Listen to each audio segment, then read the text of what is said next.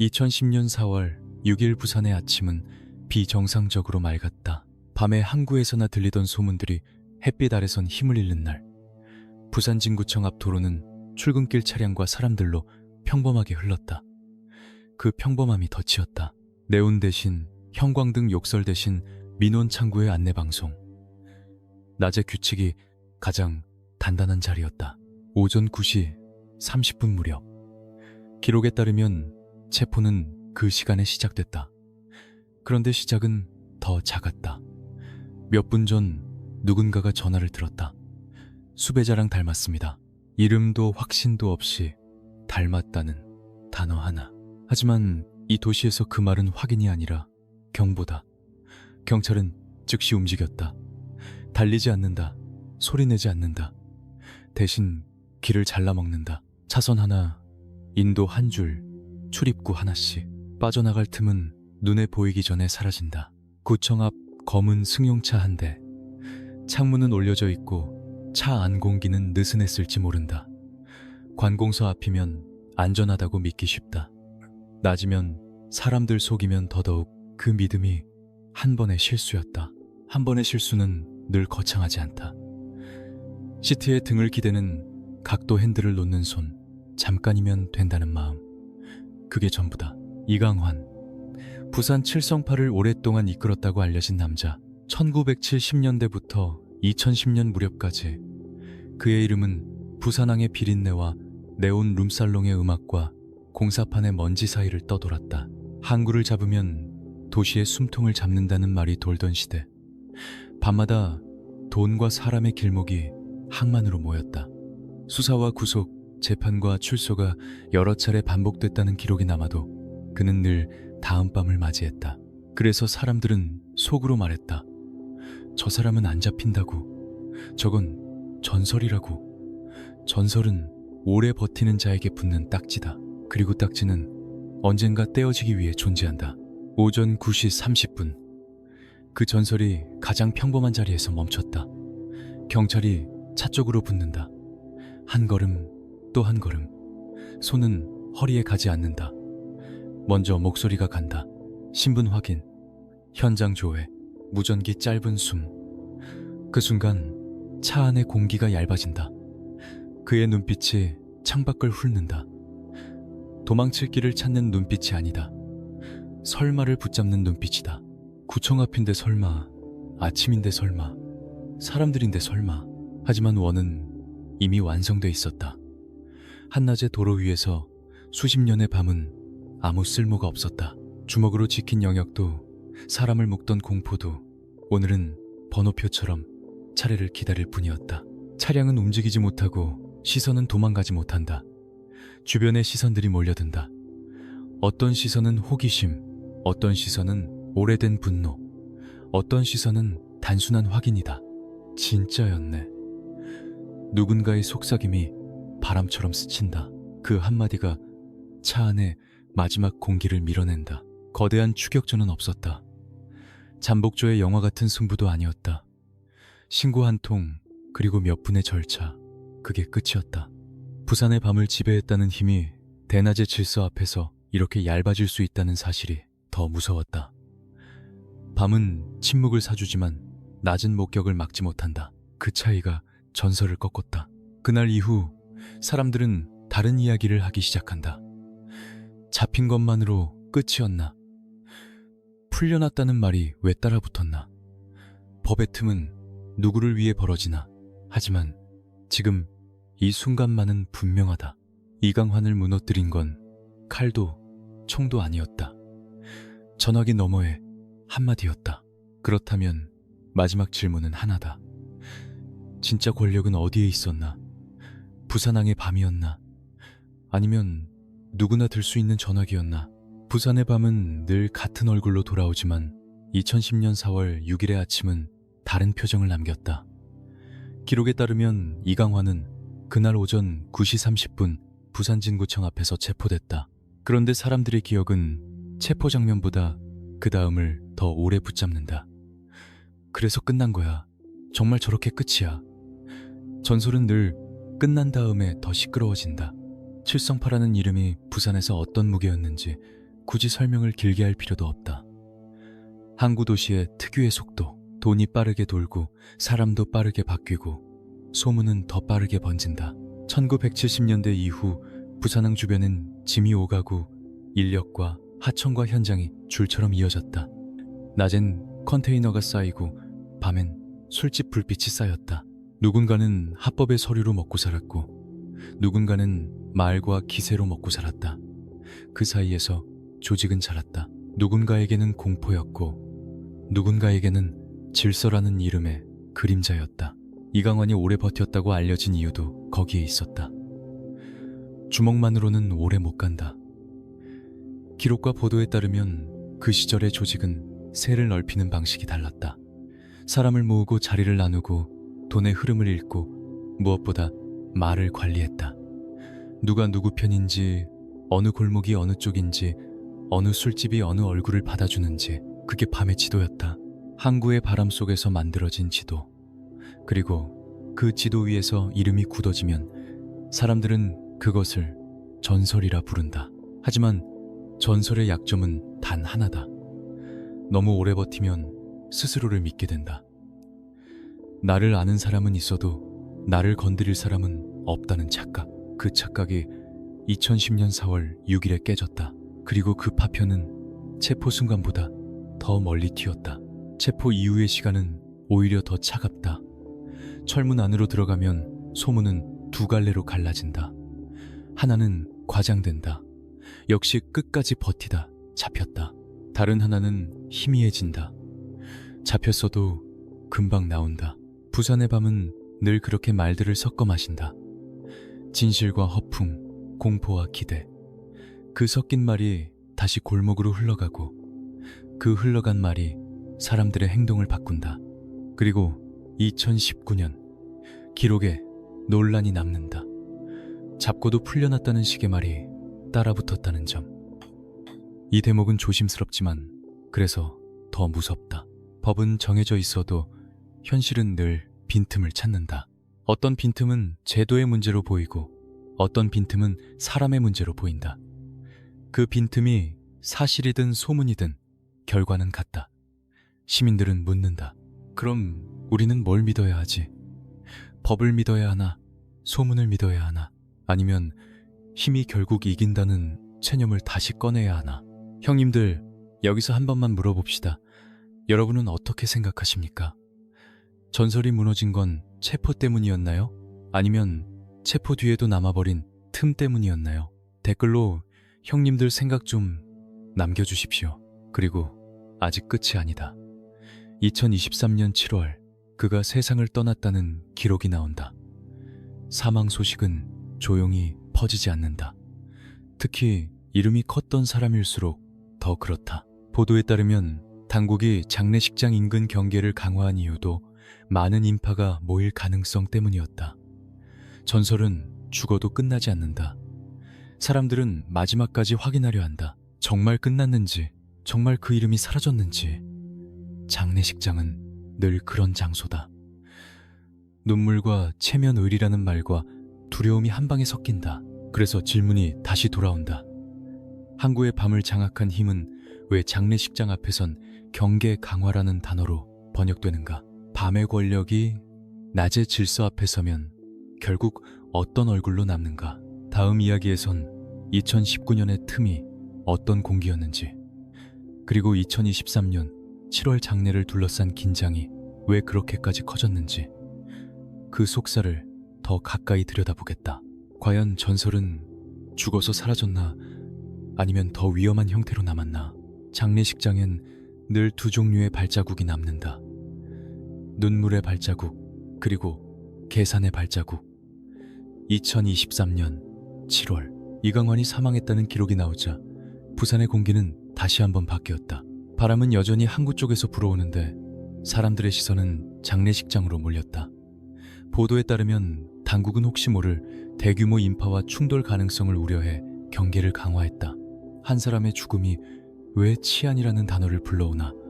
그게 이 이야기의 서늘한 시작이다. 낮에는 장례, 밤에는 소문이 돌아다닌다. 누가 갔는지, 누가 안 갔는지, 누가 먼저 절했는지, 누가 마지막까지 남았는지. 조직폭력배 세계에서 장례식은 단순한 애도가 아니다. 관계의 재확인, 서열의 확인, 그리고 다음 질서의 예고장이다. 물론 우리는 미화하지 않는다. 남는 건 결국 상처와 두려움, 그리고 도시가 치러야 할 비용이다. 그럼에도 장례식장 앞은 왜 그렇게 긴장으로 굳었을까? 이유는 단순하다. 이름은 죽어도 그림자는 살아남기 때문이다. 여기서 2019년의 말이 다시 떠오른다. 잡고도 풀렸다. 법에 틈이 있었다. 기록과 알려진 바에 따르면 그 무렵 이강환을 둘러싼 석방 논란 같은 말이 회자됐다. 사실관계는 복잡할 수 있다. 하지만 소문이 가진 힘은 단순하다. 시민들의 마음을 흔든다. 한번 흔들리면 다음부터는 법보다 체념이 먼저 나온다. 어차피 그 두 글자가 도시를 망가뜨린다. 범죄는 범죄로 끝나지 않는다. 신뢰가 무너지면서 피해는 더 넓어진다. 이강환이 오래 버텼다고 알려진 시간 1970년대부터 2010년 무렵까지. 그 기간을 관통하는 핵심은 항구 도시의 구조다. 항만과 물류, 하청과 인력, 밤의 유흥과 낮의 거래. 이런 구조 속에서 폭력은 종종 관리라는 말로 포장된다. 누군가는 질서를 말하고 누군가는 생계를 말한다. 하지만 결론은 같다. 누군가는 항상 비용을 치른다. 침묵을 강요당하고 불안을 안고 살고 선택지를 빼앗긴다. 그게 조직이 남기는 진짜 흔적이다. 그리고 2010년 4월 6일 그날의 체포가 특별한 이유는 민간 신고라는 점이다. 경찰의 공정 역량도 중요하지만 시작점은 시민이었다. 그 한 통의 전화는 밤의 권력이 낮의 공공성 앞에서 약해질 수 있다는 걸 보여줬다. 그런데 2019년의 소문이 사실이든 과장이든 그 뒤로 사람들은 다시 흔들리기 시작한다. 전화해도 소용없으면 어떡하지? 이 두려움이 장례식장 앞의 경계 강화로 이어지는 건 어쩌면 자연스러운 결과다. 법이 흔들린다고 느끼는 순간 사람들은 혹시에 대비한다. 그리고 혹시는 늘 과잉을 부른다. 장례식장 안에서는 조용히 머리를 숙이지만 밖에서는 경찰 차량이 대기한다. 애도의 꽃다발과 순찰의 경광등이 같은 프레임에 들어오는 장면. 그게 이강환이라는 이름이 남긴 최종 이미지다. 누군가는 마지막을 정리하러 왔고 누군가는 마지막까지 감시하러 왔다. 이 장면이 말해준다. 전설이란 결국 사회가 감당해야 했던 불안의 총합이라는 걸. 형님들, 여기서 또 하나 묻겠습니다. 여러분이라면 어떤 쪽을 더 무섭게 보십니까? 2010년처럼 시민의 전화 한 통으로 전설이 꺾이는 순간입니까? 아니면 2019년처럼 잡고도 풀렸다는 말이 떠돌며 법의 신뢰가 흔들리는 순간입니까? 둘 중 하나를 고르기 어렵다면 그게 정답일지도 모릅니다. 다음은 더 깊다. 2010년 체포는 단 한 번의 실수였다고 했다. 그렇다면 그 실수는 무엇이었나? 왜 하필 부산 진구청 앞이었나? 그날의 안전하다는 확신은 어디서 왔나? 그리고 그 확신을 만든 건 조직의 힘이었나? 아니면 제도의 틈을 믿게 만든 오래된 경험이었나? 휴대전화 화면에 남은 건 짧은 통화 기록 하나뿐이었다. 발신도 수신도 아니다. 그냥 연결. 그 몇 초가 한 사람의 수십 년을 접어버렸다. 도시라는 건 원래 그렇다. 칼날은 밤에 번쩍이는 게 아니라 낮에 아무렇지 않게 주머니에서 나온다. 누가 그걸 들고 있는지도 모른 채 부산 진구청 앞. 왜 하필 그 자리였을까? 관공서 앞은 이상하게 안전이라는 말을 부른다. 사람도 많고 차도 많고 규칙도 많다. 그래서 더 숨이 막힌다. 규칙이 많은 곳일수록 예외는 더 눈에 띈다. 기록에 따르면 그는 그날 오전 9시 30분쯤 그 앞에서 체포됐다. 대단한 추격은 없었다. 대신 정적이 있었다. 눈들이 먼저 움직였고 발걸음이 그 뒤를 따라왔다. 이강환이라는 이름은 부산에서 밤의 언어로만 남지 않았다. 1970년대 이후 항구 도시의 성장과 함께 폭력은 때로 관리라는 말로 포장됐다. 사람들은 그런 포장을 알면서도 모르는 척했다. 먹고 살아야 했으니까. 하지만 모르는 척하는 시간은 길어도 끝은 늘 똑같다. 누군가는 상처를 남기고 누군가는 상처를 감춘다. 그리고 도시는 그 비용을 치른다. 그가 오래 버텼다고 알려진 이유는 단단함이 아니라 습관이었다. 반복되는 조사와 재판, 구속과 출소. 그런 굴곡이 쌓이면 사람이 이상해진다. 위험을 두려워하기보다 위험을 익숙한 일로 착각한다. 오늘도 지나가겠지. 이번도 넘어가겠지. 그 마음이 몸에 배면 경계는 칼날이 아니라 종이처럼 얇아진다. 그날 아침도 그 얇은 종이가 바람에 들렸다. 구청 앞 차 안은 잠깐의 휴식처럼 보였을지 모른다. 누군가를 만나기 위해서였는지 어디로 이동하기 전에 잠깐이었는지 정확한 사정은 엇갈릴 수 있다. 다만 분명한 건 하나다. 여기서는 설마라는 믿음이 있었다는 것. 설마가 가장 위험한 단어다. 설마는 시간을 늘리고 그 늘어난 시간 속으로 시선이 파고든다. 차밖의 부산은 너무 밝았다. 햇빛은 숨을 곳을 주지 않는다. 창문에 비친 얼굴, 유리에 비친 눈빛, 그 모든 반사가 누군가에게는 확신이 됐다. 닮았다. 그 한마디, 확정이 아니라 의심. 그런데 의심이 도시를 움직였다. 의심이 사실을 부르고 사실이 절차를 부른다. 절차는 감정이 없다. 절차는 미련도 없다. 절차 앞에서 전설은 그저 신분 확인의 대상이 된다. 사람들이 가장 크게 충격받은 건 체포 자체가 아니었다. 이렇게 잡혔다는 방식이었다. 거대한 수사팀도 아니고 오래된 첩보전도 아니고 시민의 전화 한 통. 밤의 권력이 낮의 공공성 앞에서 얼마나 무력해질 수 있는지 그 장면이 보여줬다. 그리고 이 무력함은 또 다른 공포를 낳는다. 그럼에도 다시 풀려날 수 있다면 2019년을 둘러싼 논란이 말이든 사실이든 그 질문은 시민의 마음에 박혔다. 믿음이 흔들리면 도시는 더 많은 경계와 더 많은 불안을 선택한다. 2023년 7월 사망 소식이 전해졌을 때 당국이 장례식장 주변을 긴장 속에 바라본 것도 같은 이유였다. 죽음은 끝이어야 한다. 그런데 끝이 끝으로 받아들여지지 않을 때 남는 건 혹시다. 혹시는 사람을 모으고 사람을 갈라놓고 다시 도시를 잠 못 들게 한다. 결국 2010년 4월 6일은 단 한 번의 실수가 아니라 단 한 번의 방심이었다. 그리고 방심은 어느 날 갑자기 생기지 않는다. 오래 살아남은 자에게 천천히 스며든다. 그렇다면 묻지 않을 수 없다. 그날 아침 그를 알아본 눈은 누구였나? 정말 우연이었나? 아니면 부산이라는 도시가 오래 기다려온 순간이었나? 부산의 밤은 기억력이 좋다. 누가 어디서 웃었는지, 누가 어디서 쓰러졌는지, 누가 어느 골목을 지나갔는지. 하지만 더 무서운 건 낮의 기억이다. 낮은 공식 기록으로 남는다. 밤은 소문으로 남지만 낮은 문서로 남는다. 그리고 문서가 생기면 전설은 더 이상 전설이 아니다. 사건이 된다. 이강환의 이름이 부산에서 오래 떠돌았다는 기록은 단지 한 개인의 강함을 말하는 게 아니다. 그 이름이 떠돌 수 있었던 구조가 있었다는 뜻이다. 항구 도시의 구조. 짐이 들어오고 나가고 인력이 붙고 떨어지고 현장이 생기고 사라진다. 그 과정에서 누군가는 합법의 계약서로 먹고 살고 누군가는 보이지 않는 규칙으로 먹고 산다. 문제는 그 규칙이 늘 약한 쪽의 목을 조였다는 것이다. 피해는 늘 조용한 곳에서 먼저 터진다. 신고하기 어렵고 말하기 어렵고 버티기 어려운 사람들. 그래서 조직은 커진다. 공포는 커지고 침묵은 두꺼워진다. 그런데도 2010년 4월 6일 부산진구청 앞에서 체포가 이루어졌다는 기록이 남은 건 아이러니하다.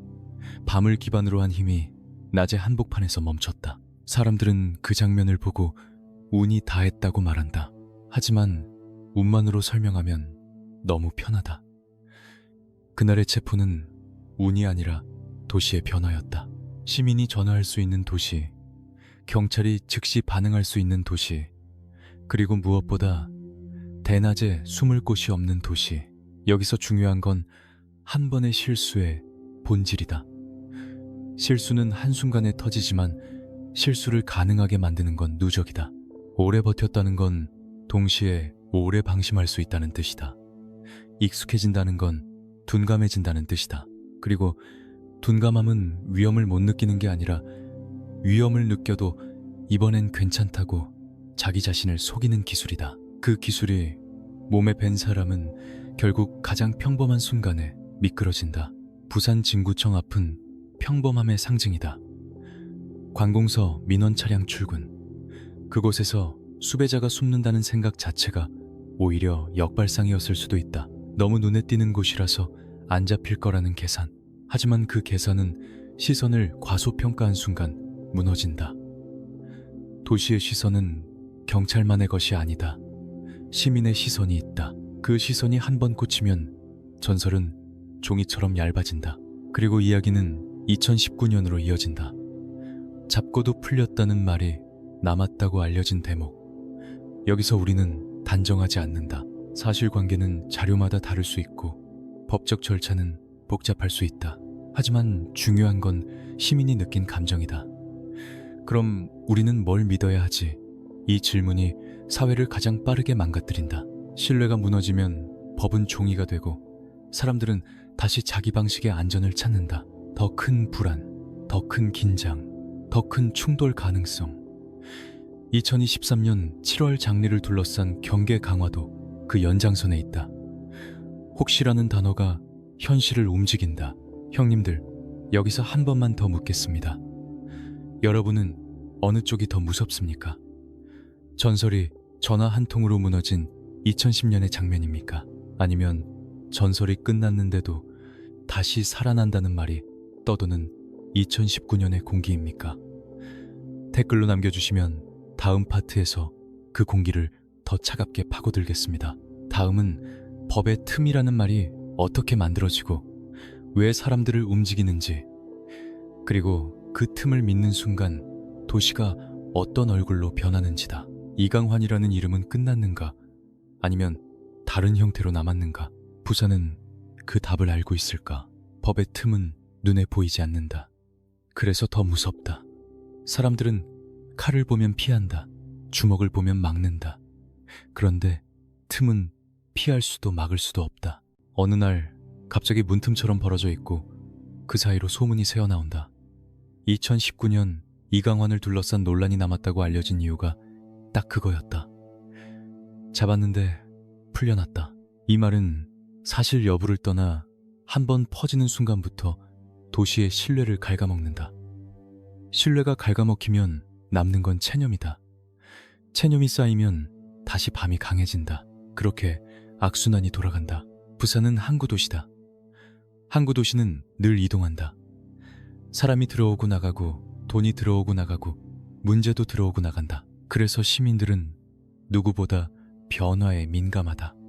변화를 빨리 느끼는 도시에서 법이 흔들린다는 감각은 곧바로 공포로 번진다. 그럼 다음은 누구 차례지? 이 질문이 사람들을 조용히 만들고 조용함이 다시 조직을 살찌운다. 그게 현실이다. 미워할 필요도 과장할 필요도 없다. 피해는 늘 가장 약한 곳에서 먼저 터진다.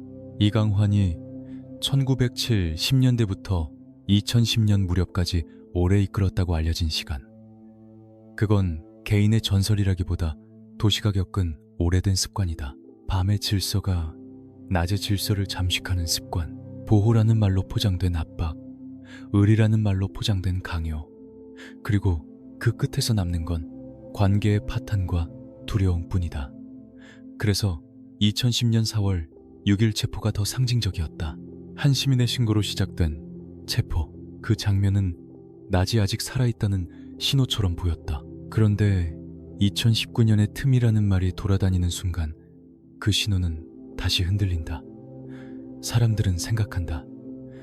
낮이 살아있어도 밤이 다시 돌아오면 어떡하지? 이 공포가 2023년 7월로 이어진다.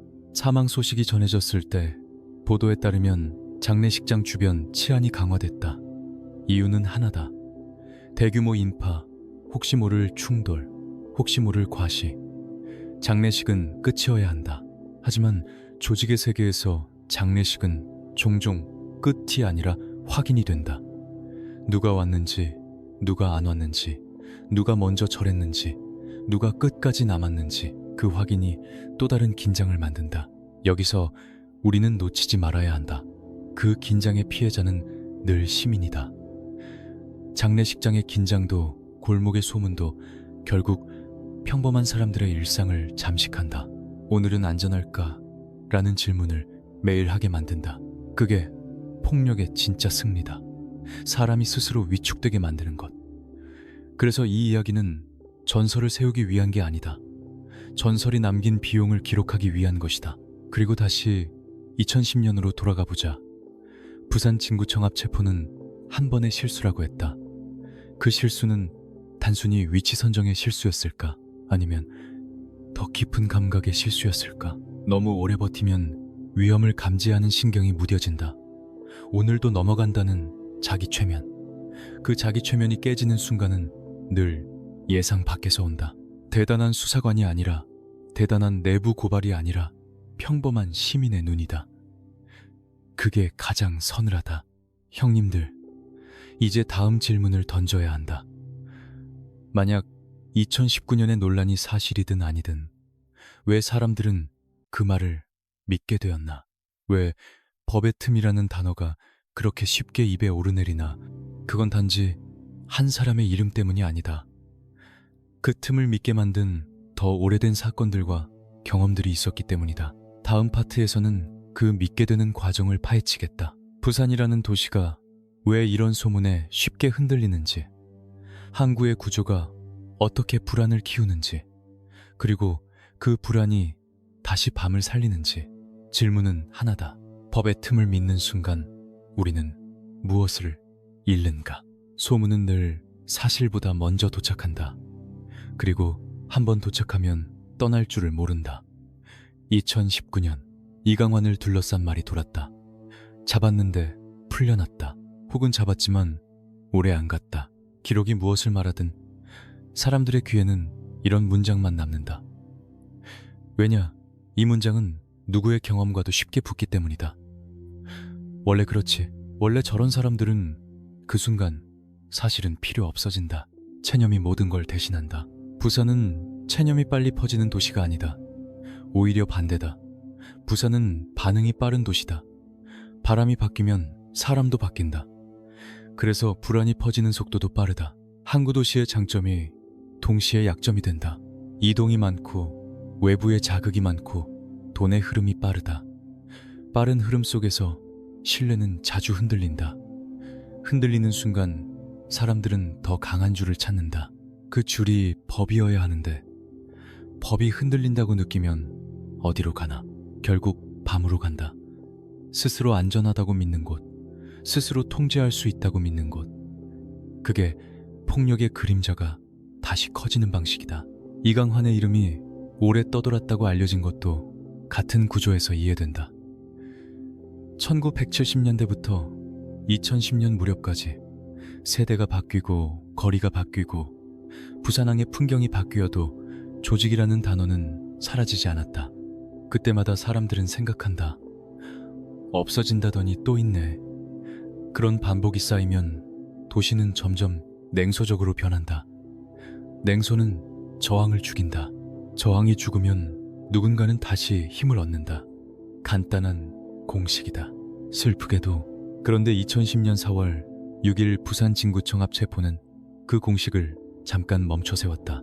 시민 신고 한 통, 경찰의 즉시 대응, 한낮의 절차가 밤의 전설을 눌렀다. 그래도 되는구나. 그날만큼은 시민들이 그렇게 생각할 수 있었다. 문제는 그 다음이다. 2019년의 논란이 사실이든 아니든 다시 풀려났다는 말이 퍼지는 순간 2010년의 그래도는 다시 역시로 바뀐다. 역시 안 돼. 이 역시가 가장 치명적이다. 조직이 무서운 이유는 폭력 때문만이 아니다. 사람들의 마음을 역시로 만드는 능력 때문이다. 그리고 2023년 7월 사망 소식이 퍼졌을 때 보도에 따르면 장례식장 주변 치안이 강화됐다. 많은 인파가 몰릴 수 있다는 우려, 혹시 모를 충돌 우려. 왜 죽음 앞에서도 이런 단어들이 따라붙나? 이유는 단 하나다. 장례식은 관계를 확인하는 장소이기 때문이다. 누군가에게는 마지막 인사지만 누군가에게는 다음 판을 정리하는 자리다. 그 자리에서 과시가 생기면 시민의 일상이 다시 흔들린다. 그래서 경찰은 경계한다. 경찰이 경계하는 순간 시민은 더 불안해진다. 불안해지는 순간 소문은 더 커진다. 다시 악순환이다. 형님들, 여기서 전설이라는 단어를 한번 찢어봅시다. 전설은 멋있는 이야기가 아니다. 전설은 도시가 오래 붙잡고 있던 공포의 별명이다. 그리고 그 별명은 늘 희생자를 만든다. 침묵을 만들고 외면을 만들고 체념을 만든다.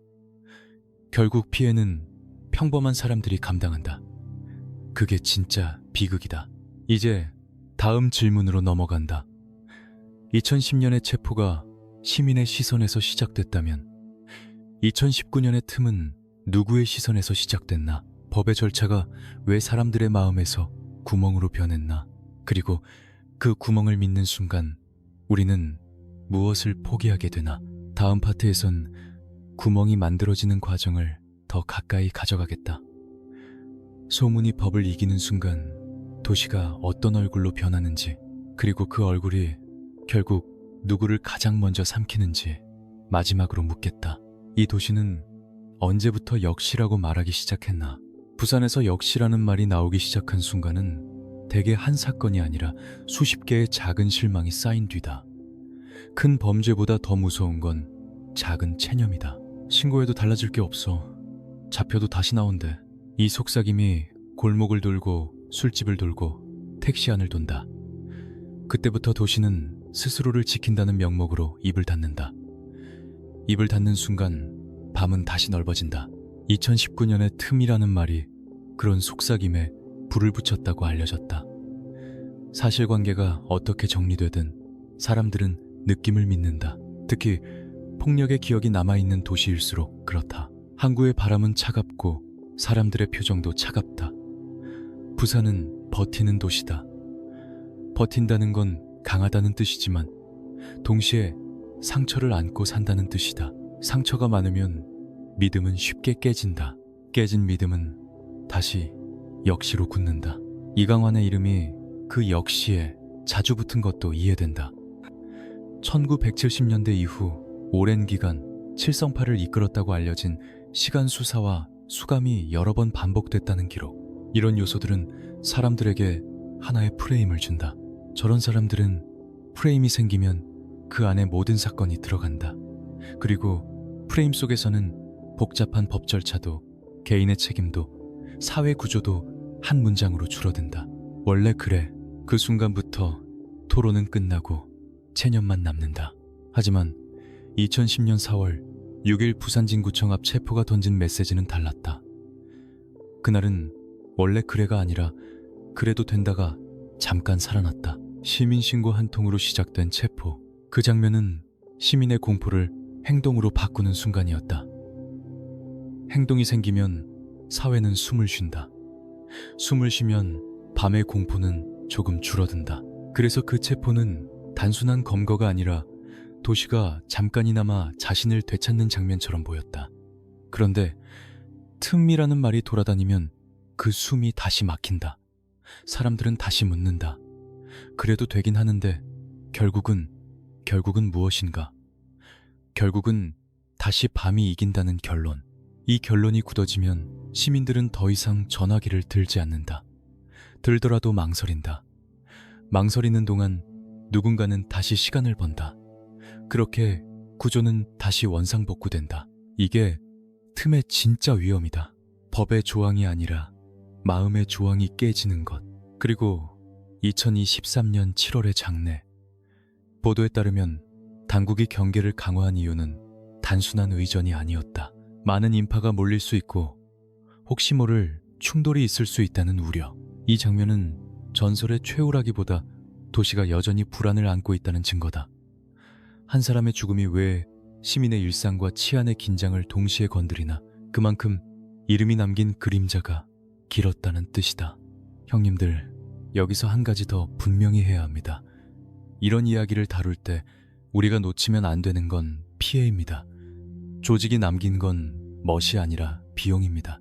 상처, 침묵, 불신, 그리고 아이들이 자라는 골목의 공기, 전설이라는 말이 그 비용을 가리면 안 됩니다. 우리는 가리개를 걷어내야 합니다. 이제 다음으로 넘어가자. 2010년의 체포가 시민의 시선에서 시작됐다면 그 시선은 어떻게 만들어졌나? 누군가는 왜 그 얼굴을 알아봤나? 왜 하필 부산진구청 앞이었나? 우연으로만 보기엔 너무 정확한 시간, 너무 정확한 장소다. 그날의 한 번의 실수는 단순히 방심이었을까? 아니면 더 깊은 패턴의 흔들림이었을까? 다음 파트에서는 그 패턴을 꺼내겠다. 밤의 항구가 사람을 어떻게 만들고 그 사람이 결국 낮의 도로에서 어떤 식으로 무너지는지 마지막으로 다시 묻겠다. 전설을 만든 건 밤이었지만 전설을 무너뜨린 건 정말 낮이었나? 그날의 얼굴을 알아본 건 기억이었다. 부산이라는 도시는 기억으로 움직인다. 항구의 바람이 냄새를 남기듯 사람도 흔적을 남긴다. 특히 이름이 컸던 사람은 더 그렇다. 사진 한 장 보도 한 줄 골목에서 들은 소문 술자리에서 튀어나온 별명, 이런 조각들이 머릿속에 쌓인다. 그러다 어느 날 낮의 거리에서 그 조각들이 한순간에 맞물린다. 저 사람, 그리고 그 뒤에 붙는 말은 늘 같았다. 닮았다. 2010년 4월 6일 오전 9시 30분 부산 진구청 앞. 기록에 따르면 그는 그곳에서 체포됐다.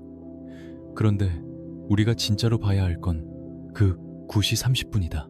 9시 30분은 밤의 시간이 아니다. 술집이 열려있는 시간도 아니고 골목이 숨을 고르는 시간도 아니다. 9시 30분은 생활의 시간이다. 민원 출근 행정 등교, 그 시간에 밤에 전설이 서 있다는 것 자체가 이미 균열이다. 밤의 사람은 밤에 가장 강하고 낮에는 그림자가 얇아진다. 그 얇아지는 순간을 그는 스스로 인정하지 않았을까? 인정하는 순간 힘이 빠지니까 그래서 사람들은 말한다. 단 한 번의 실수. 하지만 실수라는 말은 너무 부드럽다. 이건 실수가 아니라 패턴의 붕괴였다. 오래 살아남은 사람은 행동이 패턴이 된다. 어느 길을 지나고 어느 차를 타고 어느 시간에 어디에 머무는지. 반복은 안전을 만들고 안전은 방심을 만든다. 방심은 다시 반복으로 굳는다. 그러다 어느 순간 반복이 예측이 된다. 예측되는 순간부터 게임은 끝나기 시작한다. 부산 진구청 앞이라는 장소도 그렇다. 관공서 앞은 아이러니하게도 가장 눈에 띄는 곳이면서 가장 숨기기 좋은 곳처럼 보인다. 설마 관공서 앞에서 이 설마가 벽이 된다. 그 벽 뒤에 숨으면 안전할 것 같지만 동시에 그 벽은 거울이 된다. 사람들의 시선이 가장 많이 몰리는 곳이기 때문이다. 교차로, 횡단보도, 버스 정류장, 하루에도 수천 개의 눈이 지나간다. 그 눈 중 하나가 기억과 맞닿는 순간 설마는 무너진다. 그리고 여기서 중요한 건 그 눈이 경찰의 눈이 아니라 시민의 눈이었다는 점이다. 시민 신고 한 통. 이 한 줄이 이 사건을 전설이 아니라 도시의 이야기로 만든다. 경찰의 실력만으로 설명할 수 없다. 시민이 움직였다는 뜻이기 때문이다. 그건 도시가 아직 숨을 쉬고 있다는 증거다. 동시에 시민이 그렇게까지 움직여야 했다는 사실은 도시가 얼마나 오래 불안을 견뎌왔는지도 드러낸다. 이강환의 이름이 오래 떠돌았다고 알려진 배경엔 부산항의 구조가 있다. 돈이 빨리 도는 곳은 규칙이 더 필요하다. 규칙이 필요하면 누군가는 그 규칙을 대신 만들겠다고 나선다. 그 대신이 폭력과 결합하면 사람들은 안정과 공포를 동시에 경험한다. 그리고 그 경험은 마음속에 남는다. 마음속에 남은 건 어느 날 닮았다는 한마디로 튀어나온다. 그렇다면 질문이 바뀐다. 그날의 신고는 정말 우연이었나? 아니면 누군가가 오래전부터 품고 있던 공포와 분노가 마침내 입 밖으로 나온 순간이었나? 닮았다는 말 속엔 확신보다 결심이 숨어 있었던 건 아닐까? 그 결심은 누가 만들었나? 경찰인가? 법인가? 아니면 밤이 너무 오래 지속되면서 시민이 스스로 만든 결심인가? 형님들, 여기서 또 하나의 냉정한 진실이 있습니다. 조직이 무너질 때 그들 스스로의 실수만으로 무너지지 않습니다. 사회가 움직일 때 무너집니다. 시민이 입을 열 때, 경찰이 절차를 밟을 때, 법이 제 역할을 할 때, 반대로 사회가 침묵하면 조직은 다시 자랍니다. 그래서 2019년의 틈이라는 말이 치명적인 겁니다. 그 말이 사실이든 아니든 사람들의 입을 다시 닫게 만들 수 있으니까요. 다음 파트에서는 그 패턴이 어떻게 만들어지고 왜 부산진구청 앞이라는 가장 밝은 장소에서 무너졌는지 더 깊이 들어가겠습니다. 그리고 마지막엔 이 질문으로 돌아오겠습니다. 전설을 무너뜨린 건 정말 시민의 한 통이었나? 아니면 전설을 스스로 취하게 만든 오래된 방심이었나? 사람은 결국 자신이 만든 리듬에 걸려 넘어진다. 부산의 밤이 그에게 준 리듬은 단단했을 것이다. 항구의 바람, 골목에 내온 사람들의 고개 숙임, 그 반복 속에서 그는 살아남았고 살아남는 동안 패턴이 굳어졌다. 패턴이 굳어지면 삶은 편해진다. 어디서 멈추고 어디로 빠지고 언제 움직이는지 몸이 먼저 안다. 문제는 그 편함이 어느 날 목을 조른다는 거다. 이강환이 올해 칠성파를 이끌었다고 알려진 시간, 1970년대부터 2010년 무렵까지. 그 긴 시간은 도시의 성장과 겹친다.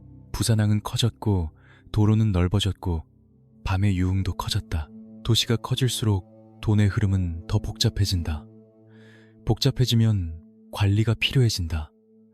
그리고 그 관리가 누군가의 손에 들어갈 때 사람들은 안정과 공포를 동시에 얻는다.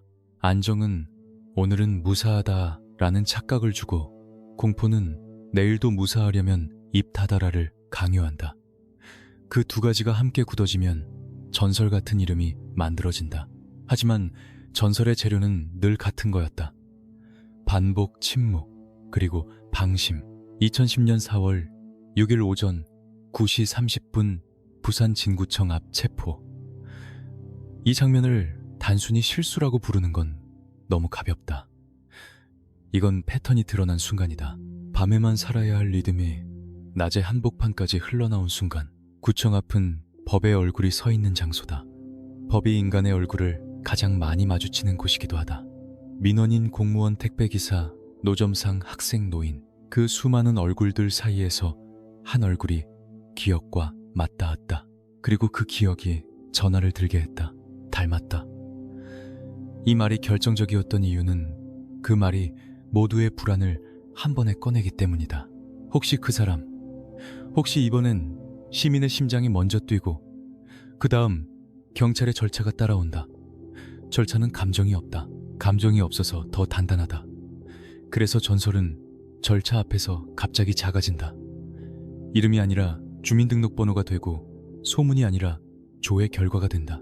밤은 소문으로 버티지만 낮은 기록으로 눌러버린다. 그리고 이 장면이 남긴 후유증이 2019년으로 이어진다. 잡고도 풀렸다는 논란이 돌았다는 기록. 우리는 단정하지 않는다. 하지만 그 말이 퍼지면 2010년의 장면은 다른 색으로 바뀐다. 시민들은 생각한다. 그렇게 잡아도 결국이라는 단어는 늘 빈칸으로 남는다. 그 빈칸을 사람들은 자기 경험으로 채운다. 돈, 연줄, 틈, 사실 여부와 상관없이 그 채워진 단어들이 신뢰를 갈아먹는다. 신뢰가 갈아먹히면 시민은 다시 조용해진다. 조용해지면 밤은 다시 넓어진다. 악순환이다. 그 악순환의 마지막 장면이 2023년 7월 사망 이후 장례식장 주변의 긴장이다. 보도에 따르면 당국은 대규모 인파와 돌발 상황을 우려해 경계를 강화했다. 한 사람의 죽음이 왜 치안의 문제로 번역되는가?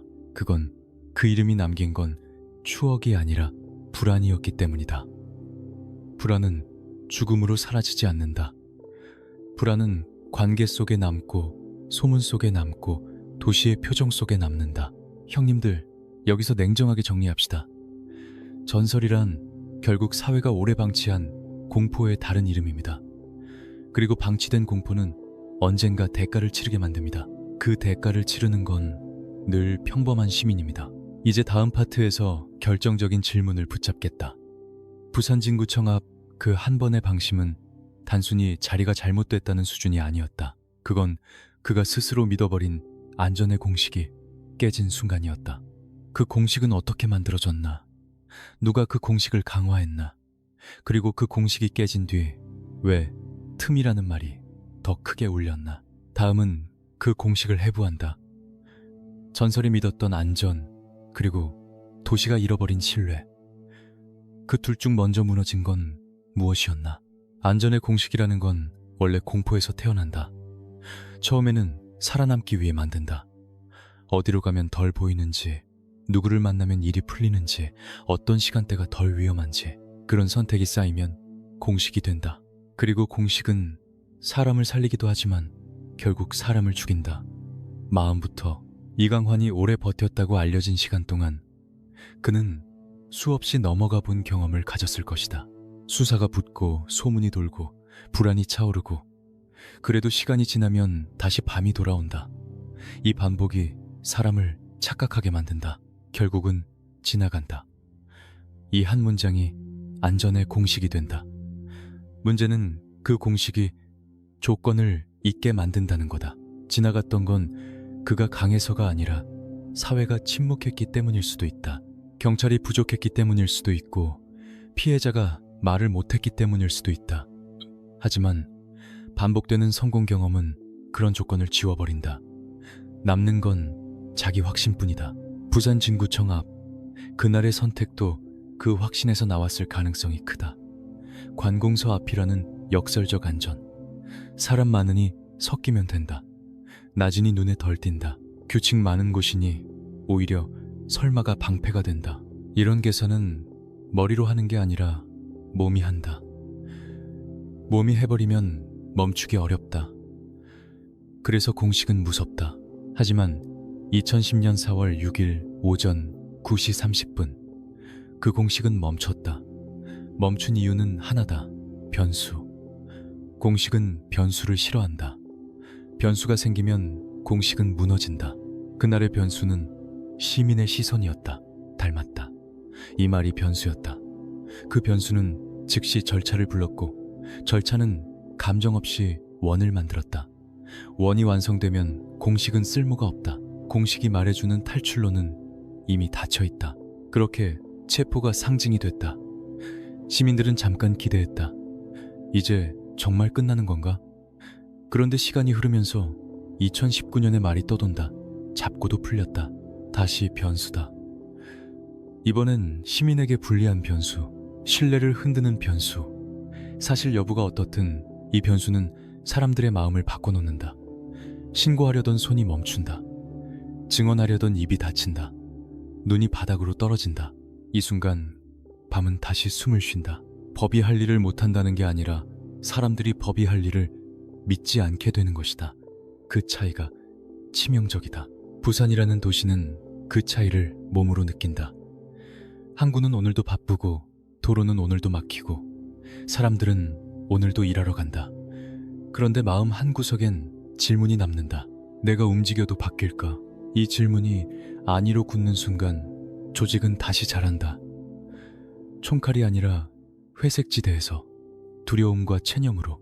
2023년 7월 사망 소식 뒤 장례식장 주변의 경계 강화는 그런 체념의 결과처럼 보인다. 보도에 따르면 당국은 많은 인파가 몰릴 가능성을 우려해 대비했다. 이 대비는 단순히 충돌을 막기 위한 것만이 아니다. 도시가 다시 흔들리지 않게 하려는 방어다. 장례식은 끝이어야 한다. 그런데 끝이 끝으로 마무리되지 않는 도시라면 장례식은 또 다른 시작처럼 보일 수 있다. 그래서 공권력은 혹시에 대비한다. 혹시는 늘 불안을 낳지만 불안을 방치하면 더 큰 대가가 온다. 그 딜레마 속에서 부산은 긴장한다. 형님들, 여기서 결론을 서두르지 맙시다. 한 사람의 체포와 논란과 죽음만으로 도시를 설명할 수는 없다. 하지만 이강환이라는 이름은 도시의 약한 부분을 정확히 찔렀다. 신뢰가 흔들리면 폭력은 다시 고개를 든다. 이건 부산만의 이야기가 아니다. 하지만 부산은 항구 도시라서 더 빠르게, 더 크게 흔들릴 뿐이다. 다음 파트에서는 안전의 공식이 어떻게 사람을 취하게 만드는지, 그리고 그 공식이 깨진 뒤 남는 감정이 왜 틈이라는 단어로 굳어지는지 더 구체적으로 들어가겠다. 마지막 질문은 이거다. 그는 정말 한 번의 실수로 무너졌나? 아니면 사회가 오래 방치한 틈이 그를 다시 살아있게 만든 건가? 틈은 어느 날 갑자기 생기지 않는다. 물이 새는 집도 처음엔 물방울 하나다. 아무도 신경 안 쓴다. 이 정도야. 그 말이 반복되면 물방울은 줄이 되고 줄은 벽을 썩게 만든다. 2019년에 틈이라는 말이 무서운 이유도 같다. 실제로 무엇이 있었는지보다 사람들이 이 정도야 라고 믿어버린 순간이 더 치명적이다. 2010년 4월 6일 오전 9시 30분 부산 진구청 앞 기록에 따르면 그곳에서 이강환이 체포됐다. 그 장면은 물방울이 멈춘 순간처럼 보였다. 시민신고 한 통으로 시작된 체포. 밤의 전설이 낮의 절차 앞에서 작아지는 장면. 사람들은 그때 잠깐 벽이 다시 단단해질 거라고 믿었다. 그래도 된다. 그 짧은 확신이 있었다. 그런데 시간이 흐르면 확신은 빨리 마른다. 특히 기억이 많은 도시일수록 부산은 기억이 많다. 항구의 냄새, 골목의 소문, 사람들의 낮은 목소리, 그 기억 위에 2019년의 말이 떨어진다. 잡고도 풀렸다. 이 말이 사실이든 아니든 사람들의 머릿속에선 하나로 번역된다. 벽은 여전히 썩었다. 물방울이 다시 떨어진다.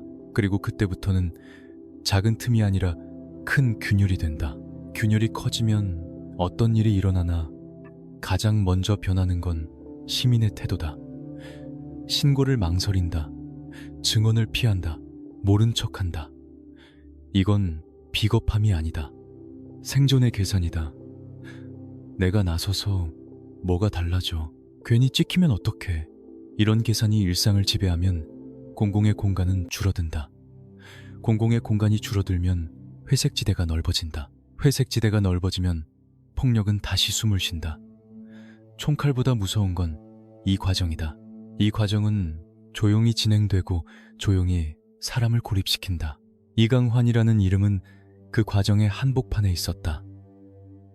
1970년대부터 2010년 무렵까지 오래 이끌었다고 알려진 시간, 그리고 수사 수감이 반복됐다는 기록. 이런 이야기가 오래 돌면 사람들은 결국이라는 단어를 입에 올린다. 결국은 저 사람들은, 그 말은 분석이 아니라 포기다. 포기가 넓어지면 도시는 스스로를 지킬 수 없게 된다. 그리고 2023년 7월 사망. 죽음이 오면 끝이어야 한다. 그런데 보도에 따르면 당국이 장례식장 주변 경계를 강화했다. 많은 인파가 몰릴 수 있다는 우려, 혹시 모를 충돌 가능성. 이 장면은 말해준다. 죽음으로도 불안이 사라지지 않았다는 것. 이름은 사람보다 오래 산다. 특히 공포와 붙어있던 이름은 더 오래 산다. 그래서 장례식은 애도의 자리이면서 동시에 도시의 긴장을 확인하는 자리로 변한다. 꽃과 경광등이 같은 풍경 안에 들어오는 순간 시민들은 다시 생각한다. 아직 끝난 게 아니구나. 형님들, 여기서 중요한 건 누가 이겼냐가 아닙니다. 조직이 이겼냐, 법이 이겼냐, 그 싸움은 표면입니다. 진짜 싸움은 시민의 마음에서 벌어집니다. 시민이 믿으면 법은 힘을 얻고, 시민이 포기하면 폭력은 숨을 쉽니다. 그래서 2010년에 체포가 갖는 의미는 체포 자체가 아니라 시민이 잠깐이라도 믿었다는 데 있습니다. 그리고 2019년의 틈이 무서운 이유는 사실 여부가 아니라 그 믿음을 다시 꺾을 수 있다는 데 있습니다. 이제 다음 파트로 간다. 이강환의 이야기는 결국 이렇게 정리된다. 밤의 항구가 만든 전설, 낮의 길 위에서 무너진 순간, 그리고 틈이라는 말이 남긴 균열, 마지막으로 장례식장의 긴장. 이 네 가지는 하나의 질문으로 모인다. 권력은 어디에 있었나? 주먹에 있었나? 제도에 있었나? 아니면 믿음과 포기의 경계선에 있었나? 다음 파트에서는 마지막으로 그 질문을 끝까지 밀어붙이겠다. 항구의 밤을 장악했다고 알려진 힘이 왜 결국 낮의 시선 앞에서 흔들렸는지, 그리고 우리에게 남는 건 무엇인지. 답은 쉽지 않을 것이다. 하지만 질문은 피할 수 없다. 이 도시는 다음엔 누구의 이름으로 흔들릴 것인가? 새벽의 항구는 거칠어도 정직하다. 비린내가 나면 비린내가 난다. 바람이 세면 세다. 그런데 낮의 도시는 거짓말을 한다. 아무 일 없는 척 웃고 아무도 모르는 척 지나간다. 그래서 어떤 전설은 밤에서 태어나도 낮에서 죽는다. 이강환의 이야기가 딱 그랬다. 1970년대부터 2010년 무렵까지 738을 오래 이끌었다고 알려진 시간. 그 긴 시간 동안 부산은 변했다. 항만은 더 커졌고 도로는 더 넓어졌고 네온은 더 밝아졌다. 하지만 변하지 않은 것도 있었다. 공포는 조용히 자란다는 사실. 공포는 칼을 들고 오는 게 아니다. 먼저 사람들의 입을 닫게 만든다. 그 다음 골목을 비게 만든다. 그 다음 신고를 늦추게 만든다. 그렇게 도시의 빈틈을 넓히며 커진다. 그런데 2010년 4월 6일 오전 9시 30분 부산 진구청 앞 기록에 따르면 체포는 그 자리에서 이뤄졌다. 아이러니하게도 전설을 무너뜨린 건 밤의 적이 아니었다. 낮의 시선이었다. 시민의 신고 한 통이었다. 닮았다. 확신도 없이 던진 단어 하나가 절차를 불렀고 절차가 원을 만들었다. 원이 완성되는 순간 밤의 권력은 낮의 질서 앞에서 종이처럼 얇아졌다. 여기서 우리는 한 가지를 인정해야 한다. 권력은 늘 두 얼굴을 가진다. 밤의 권력은 두려움을 먹고 자란다. 낮의 권력은 신뢰를 먹고 자란다. 두려움이 커지면 밤이 강해지고 신뢰가 커지면 낮이 강해진다. 이강환의 체포 순간은 낮의 권력이 잠깐 승리한 장면처럼 보였다. 시민이 믿었고 경찰이 움직였고 절차가 작동했다. 그 짧은 승리 때문에 사람들은 잠깐 숨을 쉬었다.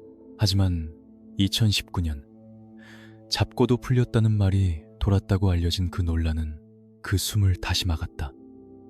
사실 여부와 상관없이 그 말은 시민의 마음을 흔든다. 봐라, 결국이라는 단어는 포기의 냄새를 풍긴다. 포기가 퍼지면 신뢰는 말라붙고 신뢰가 마르면 낮은 약해진다.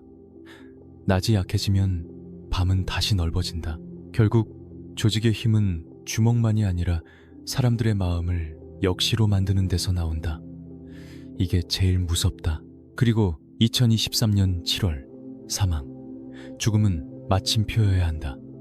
그런데 보도에 따르면 장례식장 주변에 경계가 강화됐다. 인파가 몰릴 가능성, 혹시 모를 충돌. 이 장면은 말해준다. 마침표가 찍혀도 문장이 끝나지 않는다는 걸. 전설이 남긴 건 추억이 아니라 불안이었다는 걸. 꽃과 경광등이 같은 화면에 들어오는 순간 도시는 다시 긴장한다. 끝난 게 맞나? 이 질문이 마지막까지 따라붙는다. 형님들, 여기서 마지막으로 정리해봅시다. 이강환의 이야기가 남긴 가장 큰 충격은 잡혔다가 아닙니다. 어떻게 잡혔는가입니다. 밤을 장악했다고 알려진 전설이 대낮의 관공서 앞에서 시민의 신고로 멈췄다는 사실. 그건 누구에게나 가능하다는 뜻이기도 하고 누구에게나 위험하다는 뜻이기도 합니다. 결국 권력은 한쪽에만 있지 않습니다. 전화기 너머의 한마디, 시민의 시선, 법의 절차, 그리고 그 절차를 믿는 마음, 거기에 권력이 있습니다. 그래서 마지막 질문은 처음과 같다. 진짜 권력은 어디에 있었나? 항구의 밤이었나? 낮의 길 위였나? 아니면 그 둘 사이 믿음과 포기의 경계선이었나? 이제 이 이야기는 여기서 멈추지만 부산의 밤은 멈추지 않는다.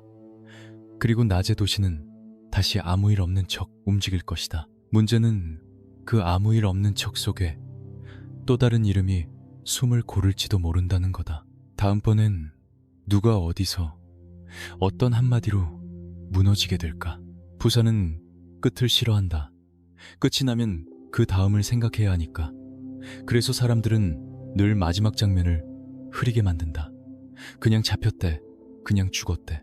그렇게 말하면 마음이 편하다. 그런데 진짜 다큐는 그 편한 말을 허락하지 않는다. 끝이 어떻게 만들어졌는지, 끝이 무엇을 남겼는지까지 봐야 한다. 이강환의 이야기는 바로 그 지점에서 멈추지 않는다. 2010년 4월 6일 오전 9시 30분 부산 진구청 앞 체포. 그 장면은 낮의 승리처럼 보였다. 시민 신고 한 통, 즉시 출동 현장 확인. 밤의 전설이 대낮에 멈춰섰다. 그런데 도시가 진짜로 바랐던 건 체포 자체가 아니라 그 다음이었다. 그 다음이 제대로 굴러가야 한다.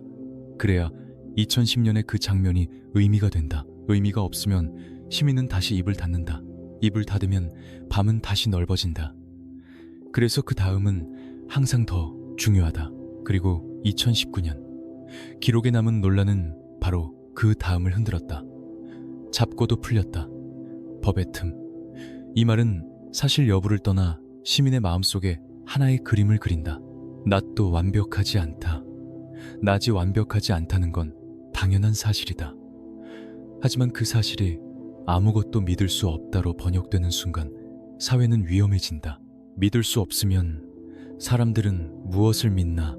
결국 자기 주변의 힘, 자기 주변의 관계, 자기 주변의 소문을 믿게 된다. 그게 회색지대의 확장이다. 회색지대가 넓어지면 범죄는 다시 숨을 쉰다.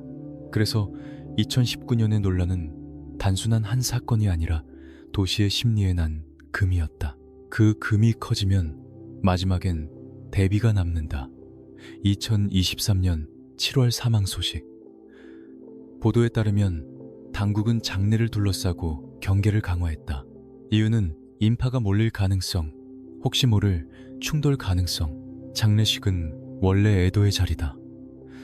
그런데 어떤 이름의 장례식은 애도만으로 끝나지 않는다. 누가 왔는지, 얼마나 왔는지, 어떤 얼굴들이 모였는지 그 자체가 메시지가 된다. 그 메시지가 과시로 보이는 순간 시민의 불안은 다시 튀어오른다. 그래서 경계가 붙는다. 경계가 붙으면 장례식장 주변은 더 긴장한다. 긴장이 커지면 소문은 더 잘한다. 죽음 이후에도 악순환이 계속되는 이유다. 이 대목에서 우리가 놓치면 안 되는 게 있다. 한 사람의 이름이 남긴 건 전설이 아니라 비용이다. 시민의 불안, 상인의 침묵, 거리의 긴장, 그리고 법에 대한 신뢰의 흔들림. 폭력은 주먹으로 끝나지 않는다. 폭력은 도시의 호흡을 바꾼다. 사람들의 말투를 바꾼다. 괜히 그냥 이런 단어가 늘어나는 순간 폭력은 이미 반쯤 이긴 것이다. 그러니 이 이야기를 멋으로 소비하면 안 된다. 우리는 결과를 봐야 한다. 상처를 봐야 한다.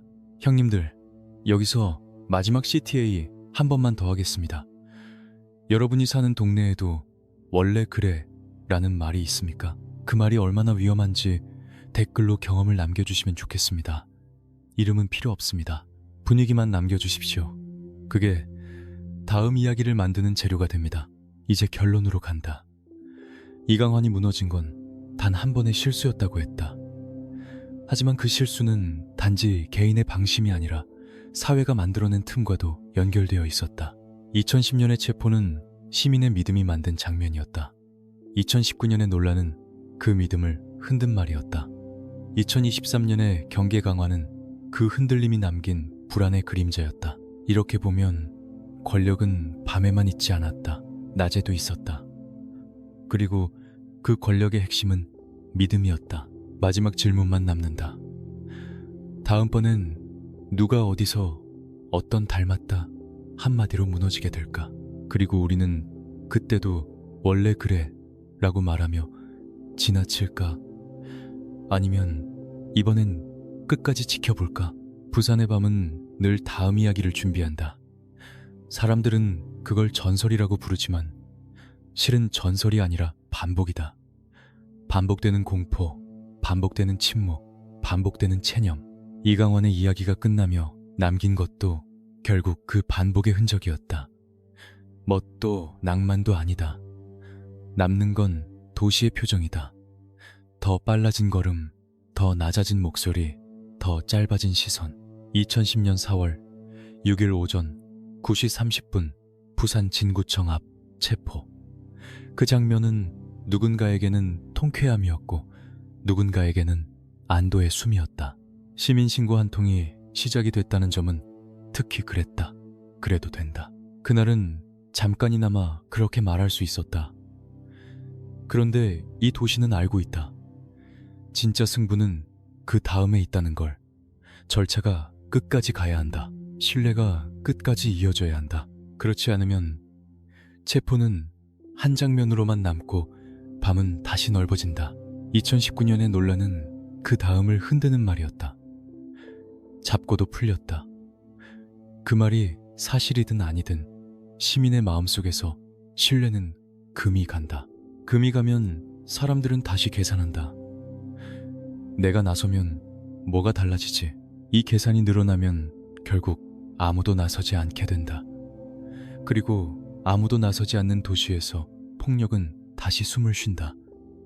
이게 법의 틈이 남기는 진짜 피해다. 조항이 아니라 심리다. 절차가 아니라 마음이다. 2023년 7월 사망. 보도에 따르면 당국은 장례식장 주변 경계를 강화했다. 많은 인파가 몰릴 가능성, 혹시 모를 충돌 가능성, 죽음이 마침표가 되지 못하는 이유는 이름이 사람보다 오래 살아남기 때문이다. 특히 공포와 붙어있던 이름은 더 오래 산다. 장례식장 바깥에 서 있는 경찰 차량, 그걸 바라보는 시민들의 표정, 그 표정이 이 이야기의 마지막 장면이다. 전설의 마지막이 아니라 도시 불안의 마지막 컷이다.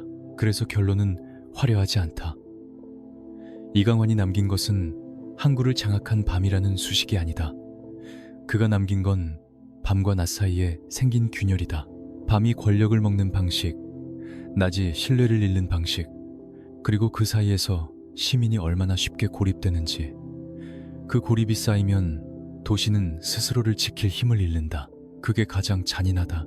마지막으로 처음의 질문으로 돌아간다. 권력은 어디에 있었나? 항구의 밤에 있었나? 대낮의 길 위에 있었나? 답은 하나로 떨어지지 않는다. 권력은 언제나 사람들의 마음에 있었다. 두려움이 마음을 잡으면 밤이 강해지고 신뢰가 마음을 잡으면 낮이 강해진다. 2010년의 체포는 신뢰가 잠깐 고개를 든 순간이었다. 2019년의 말은 두려움이 다시 발을 디딘 순간이었다. 2023년의 경계 강화는 그 두려움이 완전히 사라지지 않았다는 증거였다. 형님들, 이 이야기를 듣고도 원래 그래 라고 말하면 그 말이 다음 밤의 밥이 됩니다. 원래 그래는 누군가를 살리는 말이 아니라 누군가를 고립시키는 말입니다. 여러분은 어떻게 하시겠습니까? 다음번에 또 다른 이름이 또 다른 골목에서 또 다른 닮았다 한마디로 흔들릴 때 우리는 그저 지나칠까요? 아니면 끝까지 지켜볼까요? 부산의 밤은 오늘도 돌아온다. 그리고 낮의 도시는 오늘도 아무 일 없는 척 움직인다. 하지만 질문은 남는다. 다음번엔 누가 먼저 전화기를 들 것인가? 비가 오지 않아도 부산의 밤은 젖어 있다. 항구에서 올라오는 비린내 네온에 눌린 그늘, 그리고 사람들이 끝내 말하지 못한 것들. 전설이라고 불린 이름들 뒤에는 늘 같은 냄새가 남는다. 두려움, 침묵, 그리고 원래 그래 라는 체념. 이강환이라는 이름도 그 냄새를 품고 있었다. 1970년대부터 2010년 무렵까지 오래 이어졌다고 알려진 시간은 한 사람의 신화가 아니라 도시의 습관이었다. 누군가의 삶이 좁아지고 누군가의 입이 닫히고 골목의 공기가 탁해지는 습관. 우리는 그걸 멋으로 부르면 안 된다. 멋이 아니라 비용이다. 평범한 사람들의 일상에서 빠져나간 숨의 값이다. 그리고 2010년 4월 6일 오전 9시 30분 부산 진구청 앞 기록에 따르면 그날의 체포는 거대한 작전이 아니었다. 시민의 신고 한 통 닮았다. 그 한마디가 절차를 불렀고 절차가 원을 만들었다. 그 순간만큼은 도시가 잠깐 숨을 쉬었다.